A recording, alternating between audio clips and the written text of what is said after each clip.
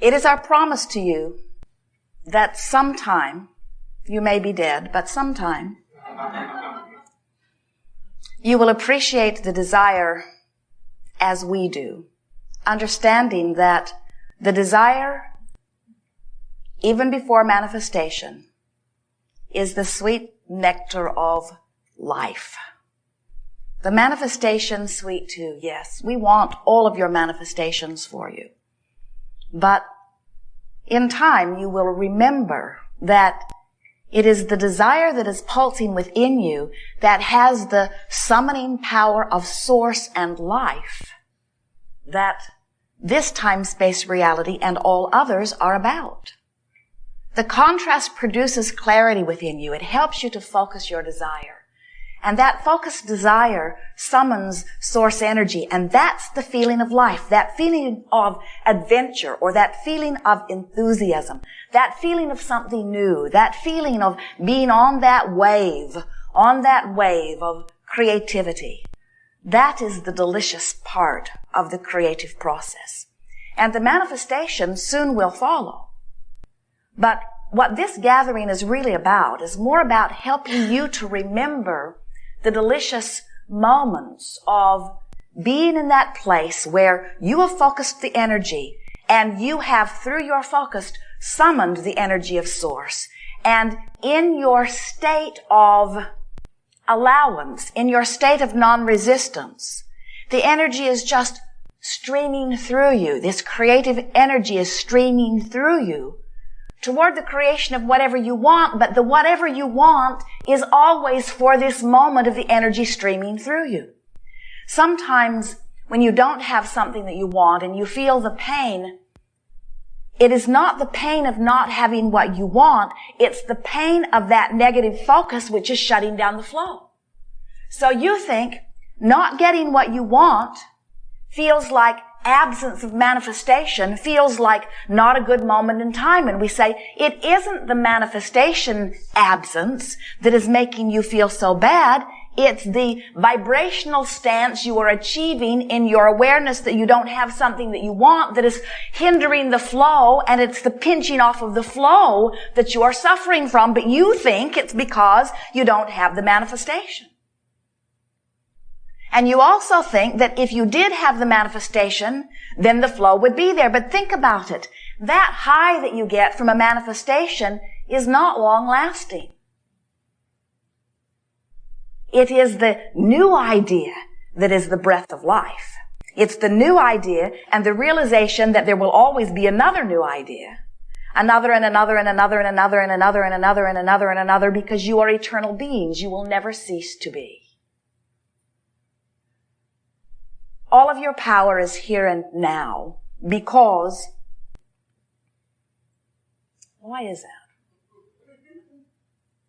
Because your ability to perceive is here and now, and because your mix of thoughts is here and now. So if you want something that you don't believe, your mix is not so good. If you want something that you do believe, your mix is really good. If you want something and you're not desperate to have it, your mix of energy is in a very good place. If you want something and you can't figure out how to get it, and you're worried that it might not come, now your mix of energy is not so good. And then you say, but if I had this thing I think I want, then I would feel better. And we say, for a minute. But when you hang your hopes on manifestations, there is a sort of vicious circle that you sort of get wrapped up in that goes something like, I've got to have this thing I do not have. And if I could have this thing I do not have, I would feel better. And then you forget about not having it for a little while, and then you get it, and then you say, I'm ever so much happier, but now I need that, which I now don't have. And so you sort of mute your experience, where if instead you could say, I will never be complete, but I will always be satisfied. I will never be finished, but I am always satisfied because I'm always in the perfect place, because I'm always in the incomplete, perfect place of unfolding something that is new. That's the stance. Satisfied with what is and eager for more. That's the stance. And we call all of that the art of allowing me to experience the fullness of who I am in my physical form in any moment in time just by adjusting my thoughts, just by choosing the thoughts that allows the energy to flow.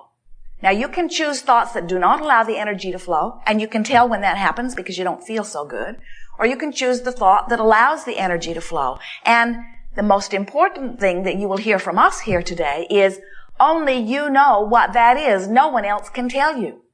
There are a whole lot of others who would like to tell you what the appropriate thoughts for you are.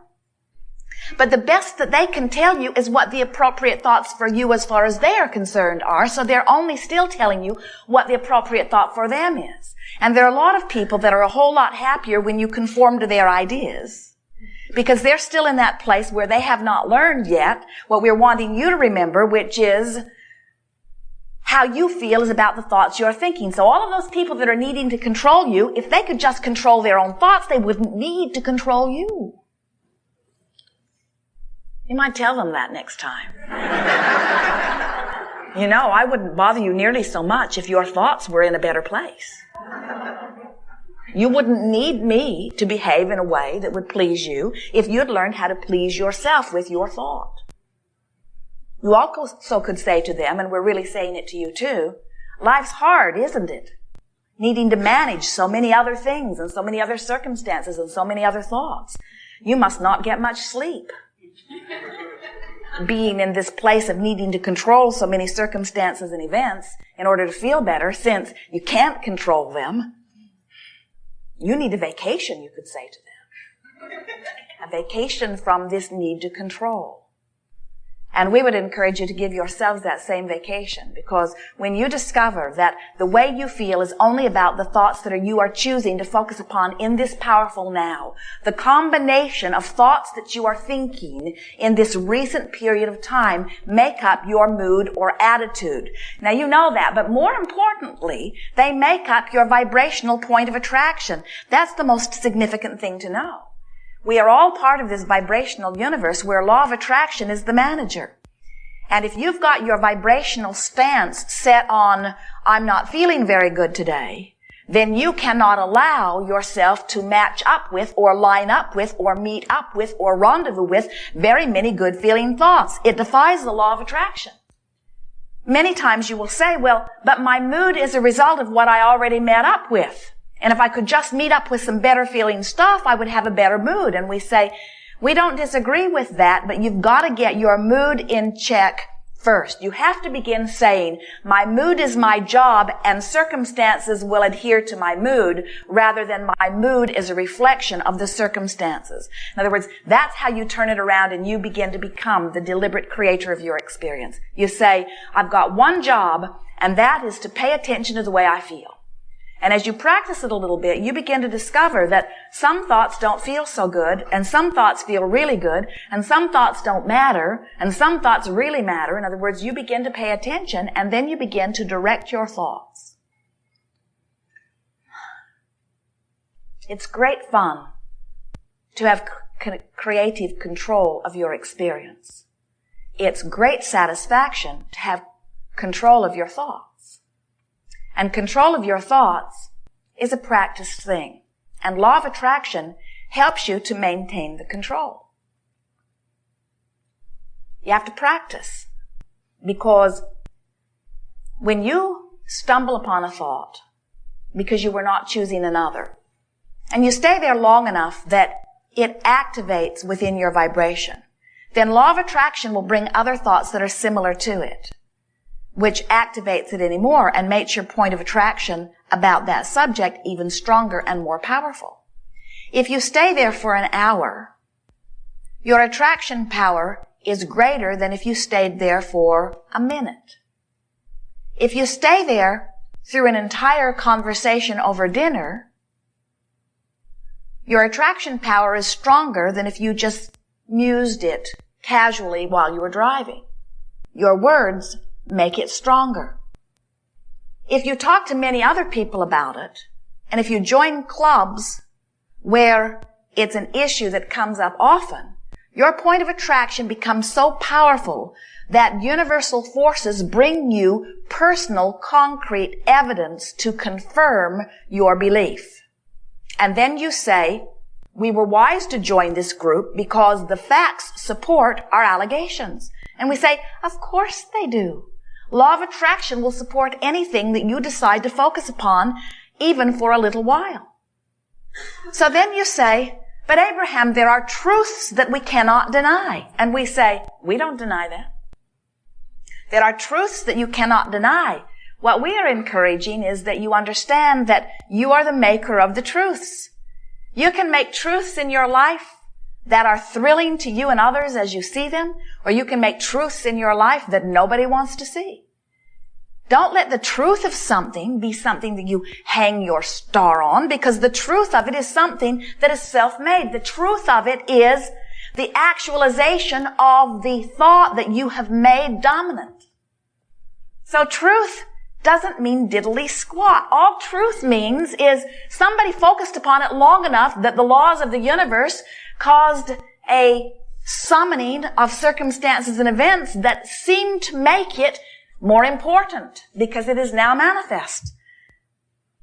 So when we say to you, do you choose what is true or do you choose what feels good? You will say, well, I was always taught to focus upon what is true, but now I'm beginning to rethink it. I'm beginning to understand that I and everybody else can make anything that I choose to focus upon true. And maybe there is a bigger game in town. Maybe we can now begin to choose what feels good and make that true. Maybe we could make living happily ever after truth. Maybe we could make a healthy, good-feeling, vital body true. Maybe we could make living in long age, healthy, right up until the time of our transition true. Maybe we could make people being nice to each other true. Maybe we could make people feeling secure in their homes and neighborhoods true. Maybe we could make a beautiful home environment true. Maybe we could make beautiful gardens true. Maybe we could make people having enough food true. You can make anything true that you decide to focus upon. And you know, as we look into your environment, we are rather pleased with what you have made true. We are pleased with the environment that you live in. We are pleased with your pleasure of the environment that you live in. We think that you are doing extremely well, and we think that it is a nice thing when your environment is so much more good than it is unpleasant, that the majority of what you look at really is good. And when you look at your own personal life experiences, it is that way, isn't it? In other words, when you look into the life that you live with a car that gets you where you want to go and all manner of transportation and highways that are open and facilities for food and clothing and all things that you need. In other words, oh, what a lifestyle you have managed. But what we are suggesting as we are in this advanced state of deliberate creating is that rather than observing what is and letting it be the dominant basis of your vibrational outpouring, which is your point of attraction, why not use the power of your mind to tweak your vibration into the perfection of what feels good and then make that your truth? When you turn on your television and the network news shows you what it has to offer, it is not even-handed. It's not even close to being proportional to the well-being and not well-being. It is so drastically distorted as it goes all over the planet and finds pockets of things it knows you will worry about and brings it to you. So as you watch the evening news, or whenever you are watching it, sometimes you can watch it all day, as you watch that news, do you notice how they scour the planet for negative stuff to show you? And can you feel the disproportion as you say, I've never seen anything like that in my life. I know it must exist somewhere, but why am I thinking about it now? What does that person, wherever they are, making it their truth have to do with me? And why are they telling me about it? Well, they're telling you about it because they don't understand law of attraction. They understand ratings. They understand that if they can get you worried enough about something, you'll probably watch it, and that's really what we want to talk about here today. What is it that causes you to focus upon worrisome truth rather than pleasant fantasy?